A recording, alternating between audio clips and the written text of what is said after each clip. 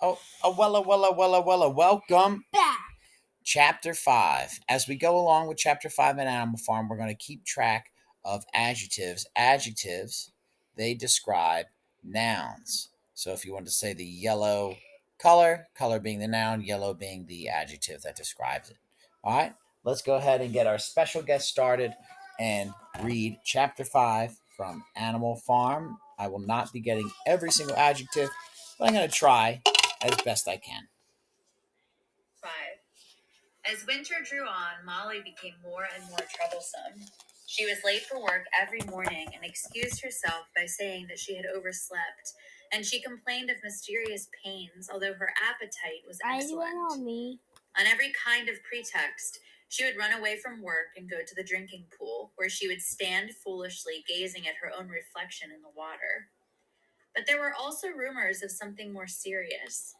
One day, as Molly strolled blithely into the yard, flirting her long tail and chewing at a stalk of hay, Clover took her aside. "Molly," she said, "I have something very serious to say to you. This morning I saw you looking over the hedge that divides Animal Farm from Foxwood. One of Mr. Pilkington's men was standing on the other side of the hedge, and I was a long way away, but I am almost certain I saw this. He was talking to you, and you were allowing him to stroke your nose. What does that mean, Molly?" "He didn't! I wasn't! It isn't true!" cried Molly, beginning to prance about and paw the ground. "Molly, look me in the face. Do you give me your word of honor that that man was not stroking your nose?" "It isn't true," repeated Molly, but she could not look Clover in the face, and the next moment she took to her heels and galloped away into the field. A thought struck Clover. Without saying anything to the others, she went to Molly's stall and turned over the straw with her hoof. Hidden under the straw was a little pile of lump sugar and several bunches of ribbon of different colors. 3 days later, Molly disappeared. For some weeks, nothing was known of her whereabouts. Then the pigeons reported that they had seen her on the other side of Willingdon. She was between the shafts of a smart dog cart, painted red and black, which was standing outside a public house.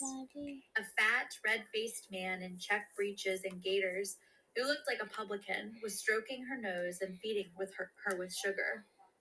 Her coat was newly clipped, and she wore a scarlet ribbon round her forelock.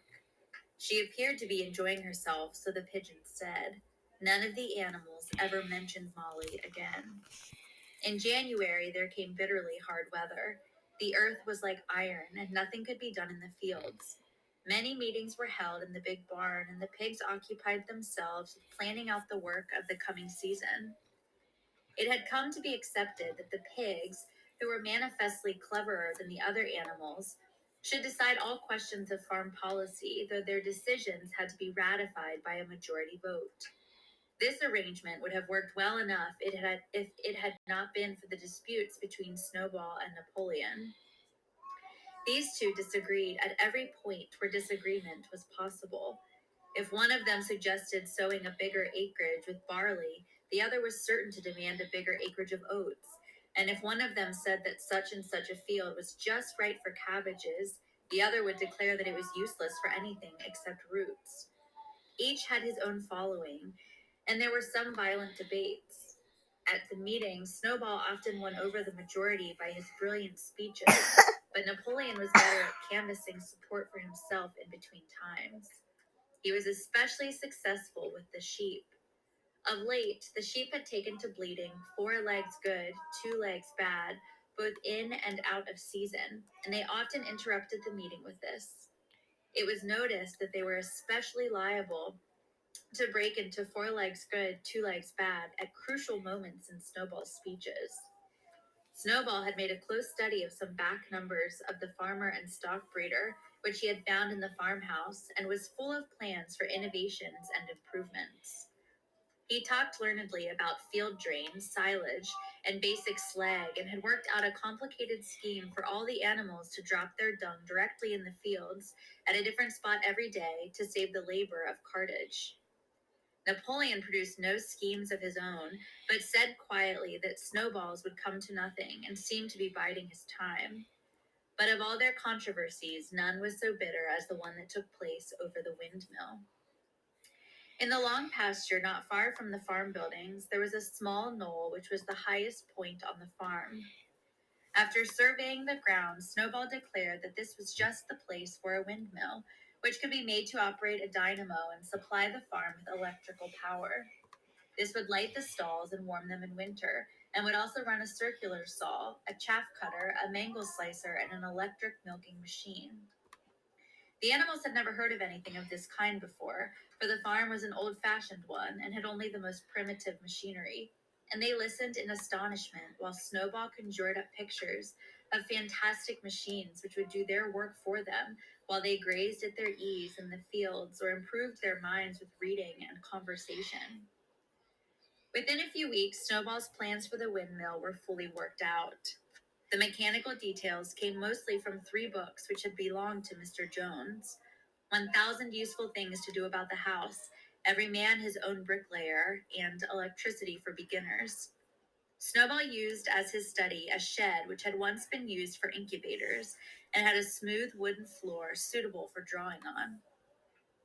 He was closeted there for hours at a time, with his books held open by a stone, and with a piece of chalk gripped between the knuckles of his trotter, he would move rapidly to and fro, drawing in line after line and uttering little whimpers of excitement. Gradually, the plans grew into a complicated mass of cranks and cogwheels, covering more than half the floor, which the other animals found completely unintelligible, but very impressive. All of them came to look at Snowball's drawings at least once a day. Even the hens and ducks came, and were at pains not to tread on the chalk marks. Only Napoleon held aloof. He had declared himself against the windmill from the start. One day, however, he arrived unexpectedly to examine the plans. He walked heavily round the shed, looked closely at every detail of the plans, and snuffed at them once or twice, then stood for a little while contemplating them out of the corner of his eye. Then suddenly he lifted his leg, urinated over the plans, and walked out without uttering a word. The whole farm was deeply divided on the subject of the windmill. Snowball did not deny that to build it would be a difficult business. Stone would have to be quarried and built up into walls. Then the sails would have to be made, and after that, there would be need for dynamos and cables. How these were to be procured, Snowball did not say, but he maintained that it could all be done in a year. And thereafter, he declared, so much labor would be saved that the animals would only need to work 3 days a week. Napoleon, on the other hand, argued that the great need of the moment was to increase food production, and that if they wasted time on the windmill, they would all starve to death. The animals formed themselves into 2 factions under the slogans Vote for Snowball and the 3-day week, and Vote for Napoleon and the full manger. Benjamin was the only animal who did not side with either faction. He refused to believe either that food would become more plentiful or that the windmill would save work. Windmill or no windmill, he said, life would go on as it had always gone on. That is, badly. Apart from the disputes over the windmill, there was the question of the defense on the farm. It was fully realized that though the human beings had been defeated in the battle of the cowshed, they might make another and more determined attempt to recapture the farm and reinstate Mr. Jones. They had all the more reason for doing so because the news of their defeat had spread across the countryside and made the animals on the neighboring farms more restive than ever. As usual, Snowball and Napoleon were in disagreement. According to Napoleon, what the animals must do was to procure firearms and train themselves in the use of them. According to Snowball, they must send out more and more pigeons and stir up rebellion among the animals on the other farms. The one argued that if they could not defend themselves, they were bound to be conquered. The other argued that if rebellions happened everywhere, they would have no need to defend themselves. The animals listened first to Napoleon, then to Snowball, and could not make up their minds which was right. Indeed, they always found themselves in agreement with the one who was speaking at the moment. At last the day came when Snowball's plans were completed.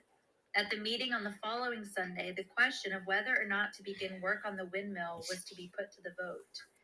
When the animals had assembled in the big barn, Snowball stood up and, though occasionally interrupted by bleating from the sheep, set forth his reasons for advocating the building of the windmill.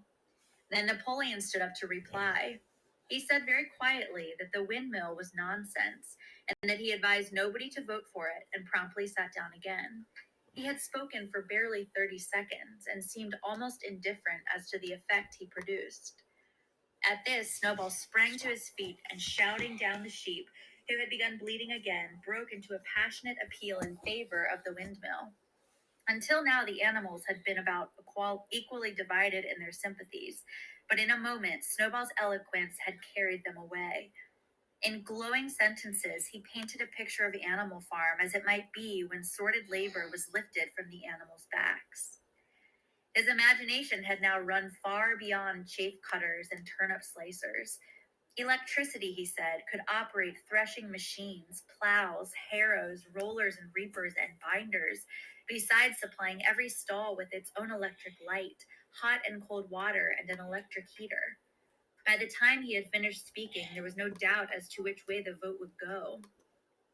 But just at this moment, Napoleon stood up and, casting a peculiar sidelong look at Snowball, uttered a high-pitched whimper of a kind no one had ever heard him utter before.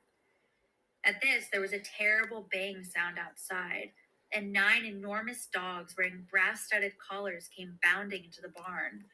They dashed straight for Snowball, who only sprang from his place just in time to escape their snapping jaws. In a moment, he was out of the door, and they were after him. Too amazed and frightened to speak, all the animals crowded through the door to watch the chase. Snowball was racing across the long pasture that led to the road. He was running as only a pig can run, but the dogs were close on his heels. Suddenly, he slipped, and it seemed certain that they had him. Then he was up again, running faster than ever. Then the dogs were gaining on him again. One of them all but closed his jaws on Snowball's tail, but Snowball whisked it free just in time. Then he put on an extra spurt, and with a few inches to spare, slipped through a hole in the hedge and was seen no more. Silent and terrified, the animals crept back into the barn. In a moment, the dogs came bounding back.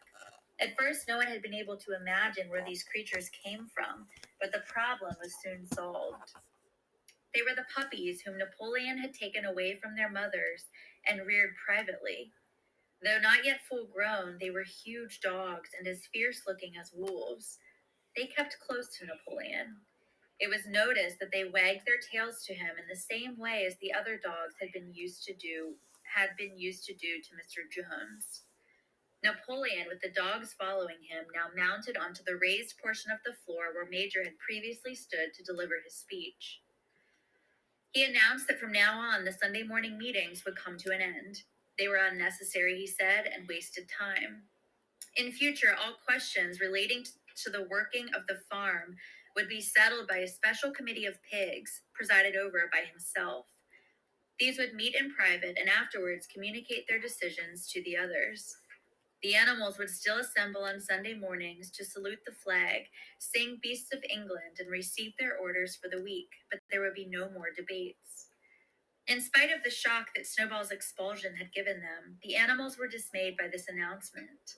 Several of them would have protested if they could have found the right arguments. Even Boxer was vaguely troubled. He set his ears back, shook his forelock several times, and tried hard to marshal his thoughts, but in the end he could not think of anything to say. Some of the pigs themselves, however, were more articulate. 4 young porkers in the front row uttered shrill squeals of disapproval, and all 4 of them sprang to their feet and began speaking at once. But suddenly the dogs sitting round Napoleon let out deep, menacing growls, and the pigs fell silent and sat down again. Then the sheep broke out into a tremendous bleating of 4 legs good, 2 legs bad, which went on for nearly a quarter of an hour and put an end to any chance of discussion. Afterwards, Squealer was sent round the farm to explain the new arrangement to the others. Comrades, he said, I trust that every animal here appreciates the sacrifice that Comrade Napoleon has made in taking this extra labor upon himself. Do not imagine, comrades, that leadership is a pleasure. On the contrary, it is a deep and heavy responsibility. No one believes more firmly than Comrade Napoleon that all animals are equal. He would be only too happy to let you make your decisions for yourselves, But sometimes you might make the wrong decisions, comrades, and then where should we be? Suppose you had decided to follow Snowball with his moonshine of windmills. Snowball, who, as we now know, was no better than a criminal. He fought bravely at the Battle of Cowshed, said somebody. Bravery is not enough, said Squealer. Loyalty and obedience are more important. And as to the Battle of the Cowshed, I believe the time will come when we shall find that Snowball's part in it was much exaggerated. Discipline, comrades, iron discipline. That is the watchword for today. One false step and our enemies would be upon us. Surely, comrades, you do not want Mr. Jones back? Once again, this argument was unanswerable. Certainly, the animals did not want Jones back. If the holding of debates on Sunday mornings was liable to bring him back, then the debates must stop. Boxer, who had now had time to think things over, voiced the general feeling by saying, "If Comrade Napoleon says it, it must be right." And from then on, he adopted the maxim, "Napoleon is always right," in addition to his private motto of, "I will work harder." By this time, the weather had broken and the spring plowing had begun. The shed where Snowball had drawn his plans of the windmill had been shut up, and it was assumed that the plans had been rubbed off the floor. Every Sunday morning at 10 o'clock, the animals assembled in the big barn to receive their orders for the week. The skull of Old Major, now clean of flesh, had been disinterred from the orchard and set up on a stump at the foot of the flagstaff beside the gun. After the hoisting of the flag, the animals were required to file past the skull in a reverent manner before entering the barn. Nowadays, they did not sit all together as they had done in the past. Napoleon, with Squealer and another pig named Minimus, who had a remarkable gift for composing songs and poems, sat on the front of the raised platform with the 9 young dogs forming a semicircle round them, and the other pigs sitting behind. The rest of the animals sat facing them in the main body of the barn. Napoleon read out the orders for the week in a gruff, soldierly style, and after a single singing of Beasts of England, all the animals dispersed. On the third Sunday after Snowball's expulsion, the animals were somewhat surprised to hear Napoleon announce that the windmill was to be built after all. He did not give any reason for having changed his mind, but merely warned the animals that this extra task would mean very hard work. It might even be necessary to reduce their rations. The plans, however, had all been prepared down to the last detail. A special committee of pigs had been at work upon them for the past 3 weeks. The building of the windmill, with various other improvements, was expected to take 2 years. That evening, Squealer explained privately to the other animals that Napoleon had never in reality been opposed to the windmill.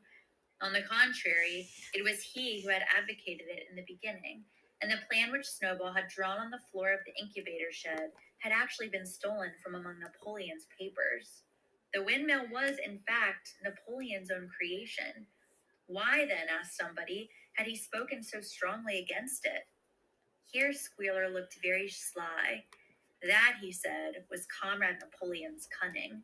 He had seemed to oppose the windmill, simply as a maneuver to get rid of Snowball, who was a dangerous character and a bad influence. Now that Snowball was out of the way, the plan could go forward without his interference. This, said Squealer, was something called tactics. He repeated a number of times, "Tactics, comrades, tactics," skipping round and whisking his tail with a merry laugh. The animals were not certain what the word meant, but Squealer spoke so persuasively, and the 3 dogs who happened to be with him growled so threateningly that they accepted his explanation without further questions. Oof. And thus ends with Napoleon taking over the government. All right, chapter 6 later. Have a good one, 6. everybody. No, All later, that year, the later. animals worked like slaves. That is silly. Bye.